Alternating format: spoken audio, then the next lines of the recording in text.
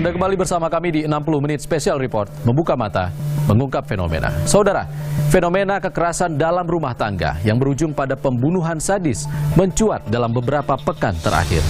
Meski faktor kejiwaan jadi sorotan, namun psikolog forensik menilai perlu ada batasan rehabilitasi awal agar pelaku bisa dijerat hukum.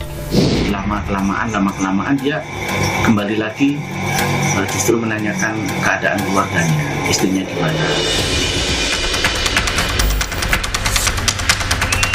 Tarsum, tersangka pembunuhan dan mutilasi istri di Ciamis, Jawa Barat, sempat menanyakan kabar sang istri saat tengah diperiksa oleh tim dokter RSUD Ciamis.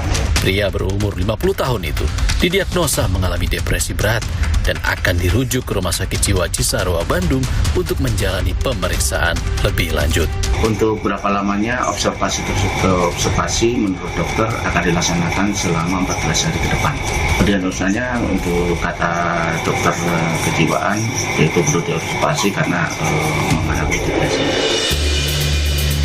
Sebelumnya, kasus pembunuhan dan mutilasi yang dilakukan tersangka menghebohkan publik karena dilakukan secara terang-terangan dan disaksikan warga. Menurut pengakuan warga, sebelum membunuh istrinya, pelaku sempat ingin bunuh diri. Namun, pelaku urungkan niat sebab dipergoki warga. Iya, rajin dia marah-marah sama orang-orang juga biasanya. Jadi nggak nyangka sama sekali gitu. Memang aktivitas sehari-harinya apa, Pak? Dagang itu kambing, jual beli kambing dianya. Masih sampai sekarang? Iya, masih. Polisi tengah mendalami motif pembunuhan dan kondisi kejiwaan Tarsum. Polisi juga tengah mendalami dugaan utang pinjaman online sebesar 100 juta rupiah yang diduga jadi penyebab pelaku depresi dan gelap mata. Hasil observasi Rumah Sakit Jiwa Cisarua nanti akan menentukan nasib Tarsum. Akankah Hakim Pengadilan Negeri Ciamis menjerat Tarsum dengan pasal berlapis 338 dan 340 KUHP dengan ancaman hukuman mati? Atau Tarsum dibebaskan dengan menjalani perawatan kejiwaan? Fenomena pembunuhan sadis di sejumlah daerah dalam 3 pekan terakhir menggemparkan publik.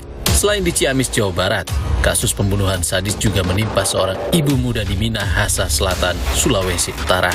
Korban meninggal dunia secara tragis di tangan suaminya sendiri. Sang suami, RL, diduga cemburu mendengar igauan sang istri. Pada saat malam hari antara korban dengan tersangka pulang tidur ke rumah, pagi harinya memang ada suara yang membangunkan tersangka.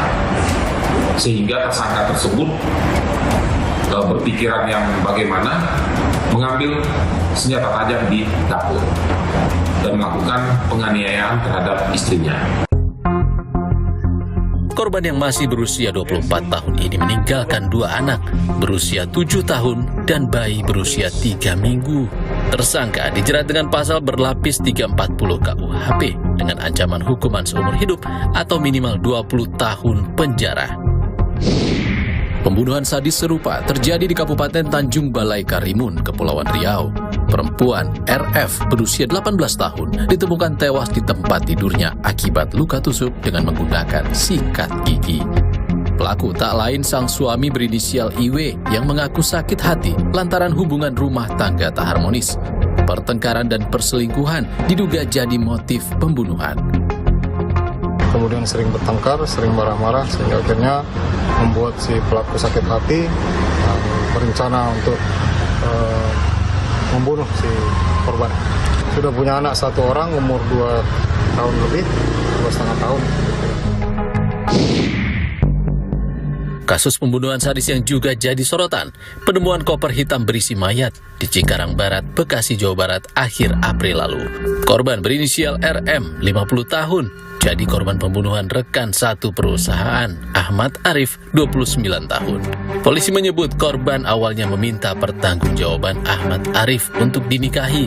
Ahmad kemudian setuju dengan syarat korban yang bertugas sebagai kasir meminjami uang setoran perusahaan.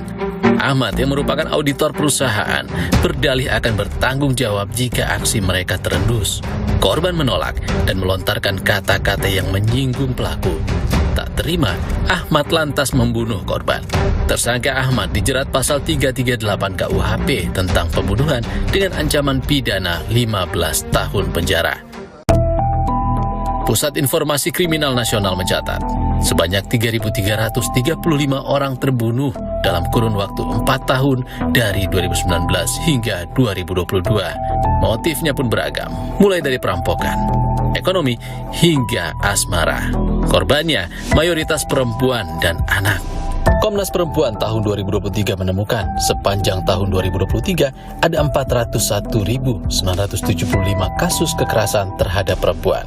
Angka ini menurun 12% dari tahun sebelumnya sebanyak 457.895 kasus di tahun 2022. Namun, meski menurun secara jumlah, angka kekerasan terhadap perempuan di Indonesia masih tergolong tinggi.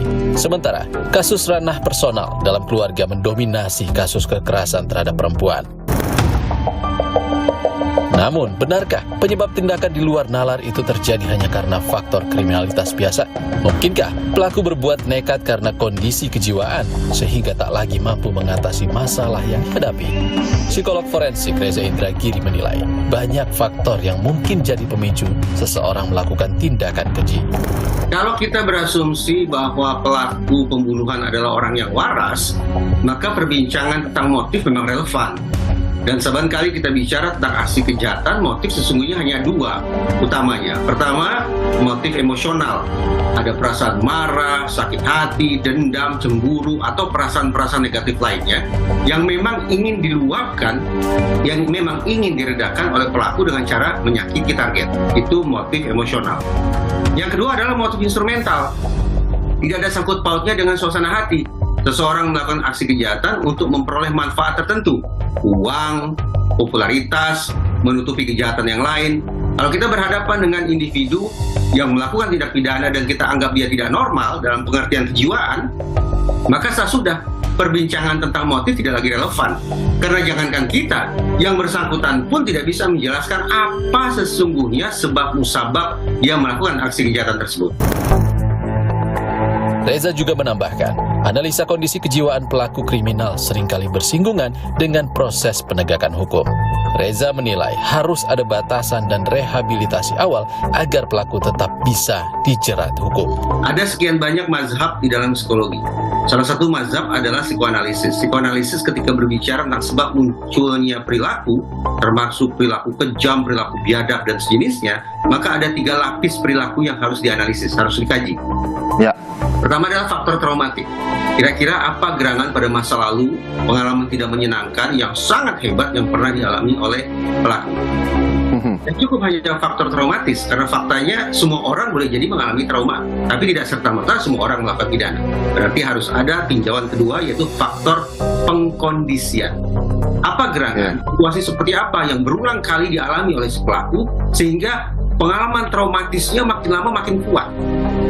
Guncangan psikisnya makin lama makin dahsyat. Faktor pengkondisian ini juga perlu digali. Nah, yang ketiga, faktor pemicu. Faktor pemicu itu apa? Bisa banyak.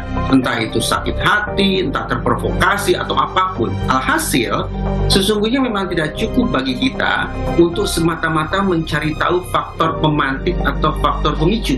Mazhab yang satu ini punya kelemahan. Kenapa? Karena mempersulit otoritas penegakan hukum untuk membawa seorang pelaku pidana ke ranah hukum.